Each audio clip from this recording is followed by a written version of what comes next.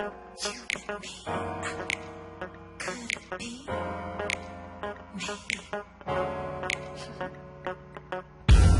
I've been in that relationship before. Incompatible, look good but nothing more. Please excuse me if I come across too raw. Ain't got time to sugarcoat. Hi, I'm Professor Jones. Welcome to Math 1119 Section 1, Summer 2016. Let's talk a little bit about the course. Let me make a few things plain for you.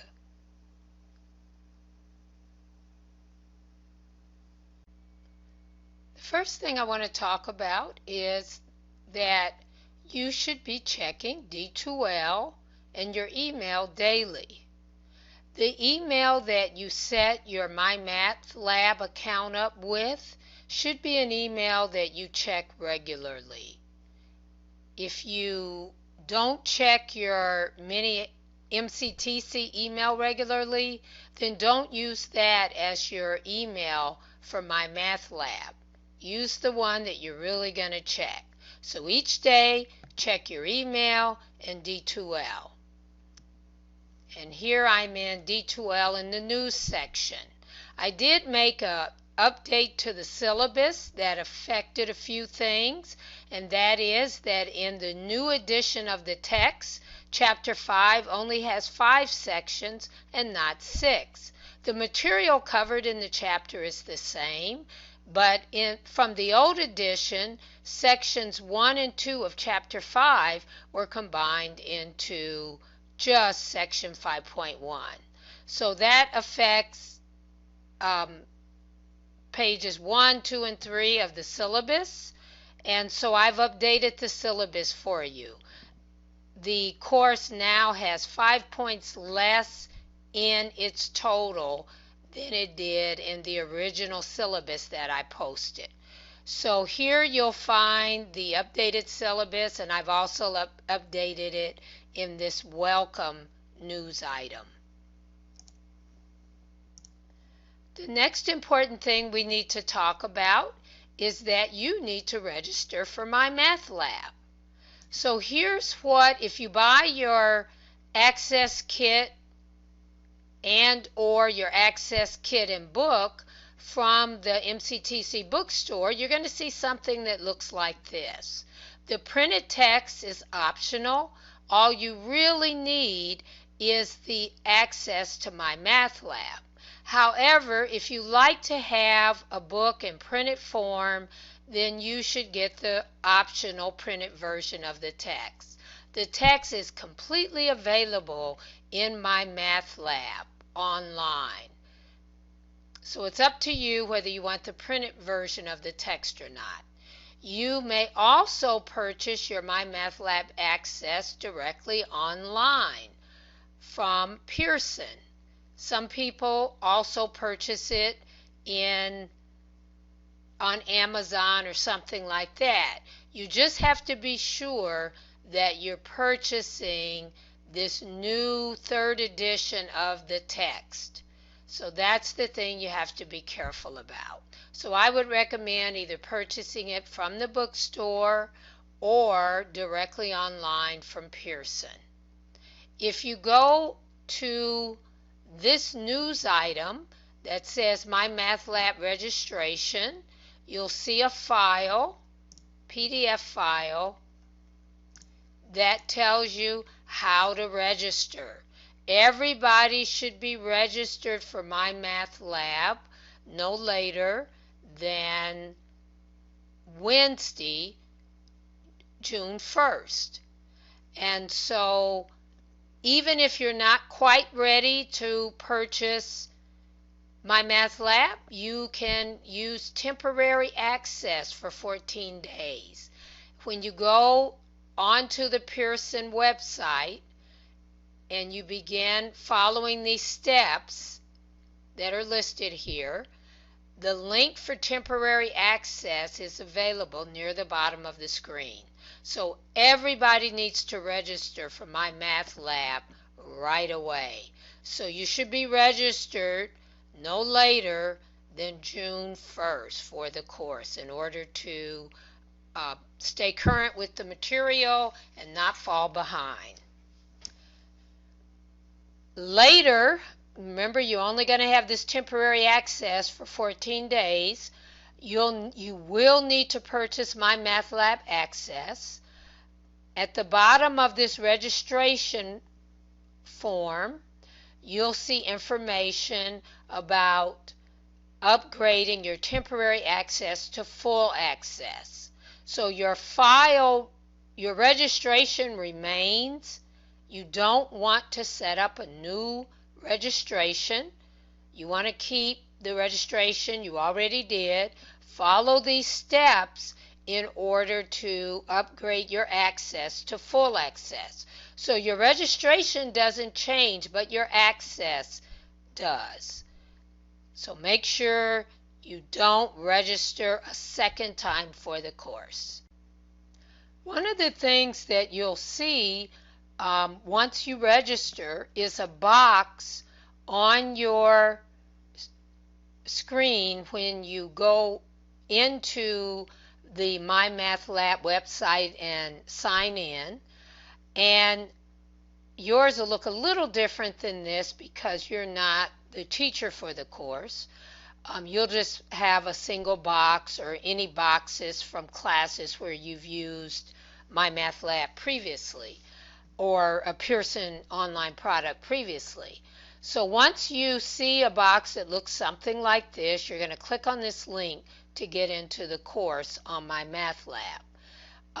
You'll also have a link about temporary access that you'll click when you're ready to change your access to full access. This is how you do that without re-registering. All right, so I'm going to go into the course, and one of the things I want you to know here, yours will look a little different from mine because, again, you're not the instructor, but what is important that you will see is view all assignments. If you click on this link, that takes you to the required homework assignments and quizzes. Notice that all of the assignments that relate to Exam 1 are not due until June 12th. That's the day that you're going to be taking Exam 1. Right now I just have 3 assignments, but there will be more assignments available later. When you come to this page, you want to make sure you've selected Show All and that you're viewing all of the assignments. So right now, you don't have the issue that will arise later when all of the assignments are here. You'll have to actually select to see all of the assignments on a single page. So all you need to do is to click an assignment to open it, and then to click on the question, the first question.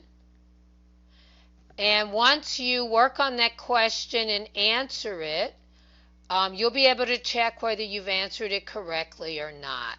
Let's say, for instance, I put a 3 in here, and I say check answer. That's not correct. So I have 2 more chances to put a correct answer in for this problem. And notice this problem does have a video with it. So if I wanted to watch a video made by Pearson about this problem, I could just by clicking on video. I could view an example that's very similar to this problem. Or if I say help me solve this, then the program will walk me through the steps of the problem, but I won't be able to get credit for this problem. I will then have to work a similar exercise to get credit. So these are, and then I can also access the textbook from here. So these are the things I should do first. And if I still have no clue as to what to do, then I can click Ask My Instructor. And when you do that, you can type a note in and you can say, can you please, whatever you want to say about the problem, help me with this. I don't understand how to write the correct solution set. You might say something. Try to be as specific as you can with your question or your statement about the problem. It's good to always type in a note. And then press send. And what happens when you do that is that actually comes to my email. So notice that now that's in my email. This is the inbox for my email. And so notice that that question is actually there. And so when I open that up, I'll be able to see exactly what question you were working on.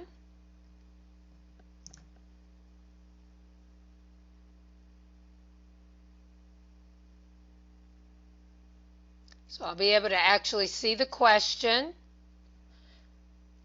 And I'll also be able to see the note that you sent.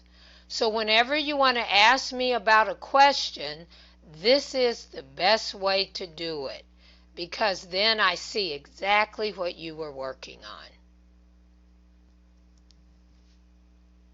One of the things that you'll need to do is to read your syllabus. The syllabus is 4 pages, and on the first page you have some real basic information about the course. Second page, you'll see how your grades are going to be calculated and where your points come from, and some information about taking a test, incompletes, if you need an alternate format for the course. And then you'll see a schedule. Now, one of the things I want to clarify here about the schedule, the dates that you see, I kind of give the schedule by weeks, so giving the Monday of that week. So Monday this week was May 30th, and this week you should be working on sections 1.9, 2.1, 2.2, and 2.4. And you should also be completing the Chapter 1 and the Chapter 2 quiz. So the point I want to make about this class is that these are recommended dates here. The actual due dates for the course are found in my math lab. So when you go to my math lab, you'll actually see when an assignment is actually due. And that will always be the date of the exam for that assignment. So that's always when your assignment is going to be due. So if you start over again,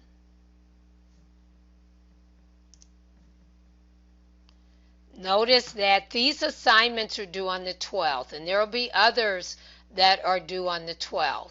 When you go back to the syllabus, you see that Exam 1, which covers chapters 1, 2, and 3, is to be taken on Sunday, June 12th, and you have to submit it by 11:59 p.m.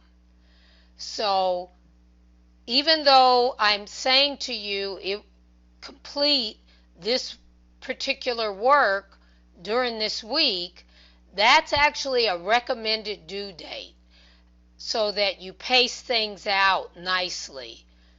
The actual deadline is the one given in my math lab, and that will be the date of the exam that material relates to. So I hope that makes sense. Let me know if you have questions about that. So the bottom line about this course is it does move very fast. Generally, students need anywhere from 3 to 6 hours a day to complete the course material in the given time frame for which it is due. That varies. I say 3 to 6 hours because the time varies depending on your knowledge base and how you work and how well you understand things. Everyone does need to have a basic understanding of intermediate algebra in order to be successful in this course. You also need to have time to do the work, and you need to have a reliable internet connection.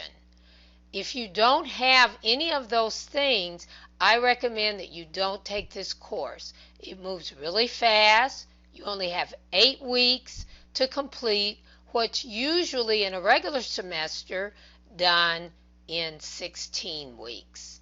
So remember, there are only 4 due dates for the entire term, and those are the dates of the exam. Everything related to an exam is due on the day that the exam will appear on your list of MyMathLab assignments. So you won't see exams until the day that you are to take them.